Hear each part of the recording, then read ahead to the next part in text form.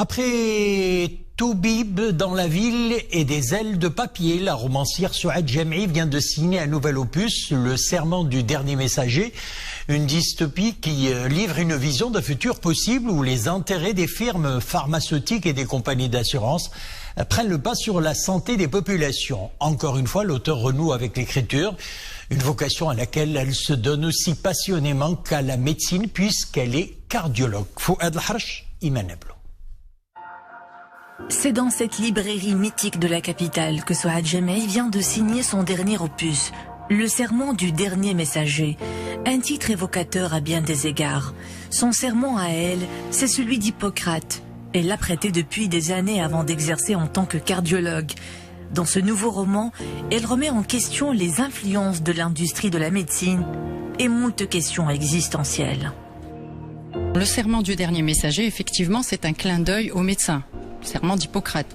Et le dernier messager, parce que ce livre est un livre de transmission. Transmission d'informations, de données scientifiques, c'est un témoignage d'un médecin pour les autres médecins, mais aussi pour les gens de la société, quels qu'ils soient.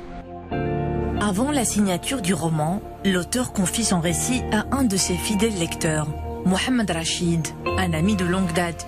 Il nous livre ses impressions et sa compassion avec Yelif, héros de la trame, un jeune chirurgien qui découvre des pratiques pour le moins inquiétantes au sein de l'hôpital où il exerce. Une sombre manipulation mêlant firmes pharmaceutiques et compagnies d'assurance. J'ai été happé par le roman parce que à travers Yelif, qui est le héros du livre, j'ai été transporté dans un monde que je connaissais pas, qui est celui de la science, de la médecine, mais vu d'un angle vraiment très spécial, parce que on découvre plein de choses qu'on soupçonnait même pas. L'échange autour du livre se poursuit non loin de la librairie, dans ce café tout aussi mythique de Rabat.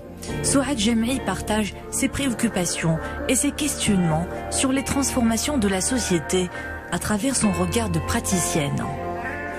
C'est un livre qui est un message, comme je vous l'ai dit tout à l'heure, qui représente tous les dysfonctionnements du monde médical et de la société. Et tous les faits qui sont écrits scientifiques sont réels. Donc il y a eu un gros travail de recherche. Tous les faits scientifiques sont réels jusqu'en 2020. Et après, je laisse libre cours à mon imagination pour parler des anomalies qui nous entourent actuellement, mais en faisant un bond dans le futur. Ce sont des choses qui se passent actuellement autour de nous, mais qu'on ne voit pas dans leur globalité. Nous étions silencieux, atterrés par ce diagnostic, ne sachant comment réagir, de quelle façon atténuer ce verdict. La vie de cet homme venait de s'arrêter. Je fus sidéré par cette absence totale de compassion de la part de la machine et du technicien. Si l'on pouvait développer autant de paramètres, pourquoi ne pas avoir ajouté un discours rassurant sur le taux de guérison, sur la simplicité du traitement ou sur le côté positif de cette détection précoce? Le serment du dernier messager renvoie sans doute à l'humanisme en nous, à sa force. Souad Jam'i, elle, en a visiblement fait le serment contre vents et marées. Voilà, c'est la fin de notre édition. Merci de l'avoir suivi. L'info revient sur Lula à 21h. À demain.